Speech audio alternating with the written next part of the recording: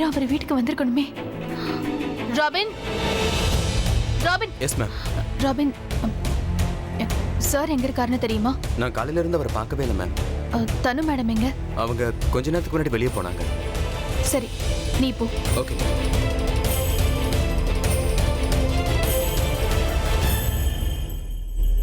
தனு எங்க போயிருப்பா? அவரை பார்க்க போயிருப்பாளா இல்ல அவ பாய் ஃப்ரெண்ட பார்க்க போயிருப்பாளா? இவ என்ன இங்க இருக்கா? தனுவை வர சொன்ன இடத்துக்கு நேரம் போயிருக்கணுமே.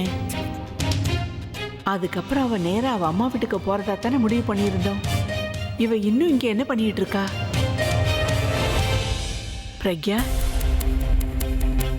நீ இங்க என்னம்மா பண்ணிட்டு இருக்க? இந்நேரம் நீ அங்க போயிருக்கணும்ல. சரியும் பாட்டி.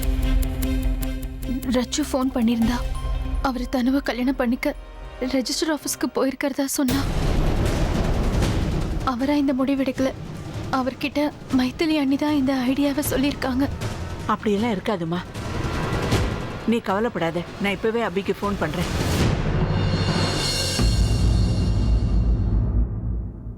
பாட்டி ஸ்பீக்கர் ஃபோன்ல போடுங்க ப்ளீஸ்.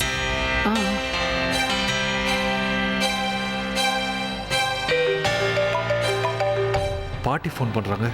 அவங்க கிட்ட என்ன சொல்றது? ஆமா, அவங்க கிட்ட எதுக்கு மறைக்கணும்? அவங்க தான் இதுக்கு ஓகே சொல்லிட்டாங்களே. வேணும்னா வந்து விட்னஸா சைன் கூட பண்றேன்னாங்க. எல்லாத்தையும் சொல்லிடுறேன். ஹலோ அபி, நீ எங்கப்பா இருக்க? பாட்டி சொன்னா கோவப்படக்கூடாது. எனக்கு வேற வழி தெரியல. அதனால தான் அவசர அவசரமா ஒரு முடிவு எடுத்திருக்கேன். அப்படி என்னப்பா முடிவு எடுத்திருக்க? பாட்டி, நான் தனுவை கல்யாணம் பண்ணிக்க போறேன். நான் இப்போ ரெஜிஸ்டர் ஆஃபீஸ் வெளியே தான் இருக்கேன். அவ ஆன் தி வேல இருக்கா. அவ வந்ததும் நாங்க கல்யாணம் பண்ணிக்க போறோம்.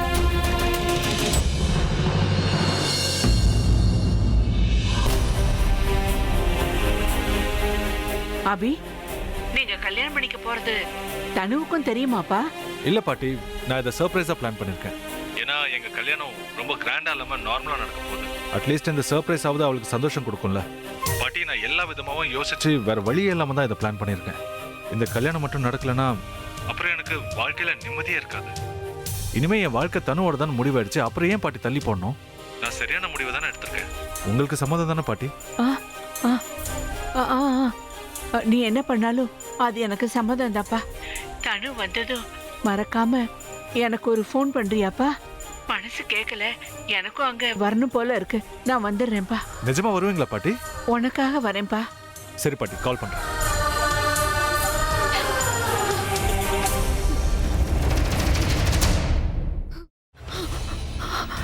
இதுக்கு மேல என்ன சொல்ல போற? சொல்றதுக்கு வேற ஏதாவது பொய் இருந்தா சொல்லிடு. அவதான் ஏமாத்தி எல்லாத்தையும் என்கிட்ட இருந்து பறிச்சிட்டான்னு பார்த்தா நீயும் இப்போ அதே தான் பண்ணிருக்க. ஏன் ஆலியா, ஏன் இப்படி பண்ண? இந்த உலகத்துல பாட்டிக்கு அப்புறம் நான் யார் மேலேயாவது உயிரையே வச்சிருக்கேன்னா அது ஊ மேலதான் உனக்கு தெரியாதா? ஏன் இப்படி பண்ண ஆலியா? உனக்கு காசு பணம் அவ்வளவு முக்கியமா போயிடுச்சு. அதுக்காக நம்ம உறவை கூட மறந்துடுவியா?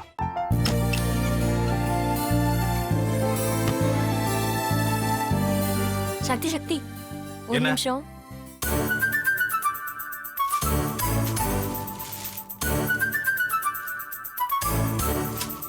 இந்தாங்க. என்ன இது? உங்களுக்கு பிடிச்ச பிராண்ட் செப்பல். இது என்ன, நான் தலையில வச்சுட்டு தூங்கணுமா? சரி, அதை விடுங்க. இங்க பாத்தீங்களா, டைம் பீஸ். இதோட அலாரம்க்கு தான் நீங்க டெய்லி எந்திரிக்கணும். அதெல்லாம் என் மொபைல்ல இருக்கு. முத்து, முத்து.